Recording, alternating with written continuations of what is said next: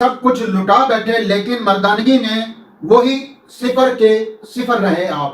کسی قسم کا کوئی فراڈ نہیں ہے, کوئی دھوکہ نہیں ہے, اور یہ بات میں ایک ذمہ دار کرسی پر بیٹھ کر رہا ہوں, ماں کی گود میں بیٹھ کر نہیں کر رہا. بہت ساری رقم ضائع کر دی, ہاتھ پلے کچھ نہیں آیا, سب نے لوٹا, سب جگہ سے دھوکہ ہی ملا, اپنے گھر کے دانے تک اٹھا کے بیچ دیے اور کسی دوا نے بھی اثر نہ کیا. اپنا سب کچھ لٹا بیٹھے لیکن مردانگی میں وہی صفر کے صفر رہے آپ.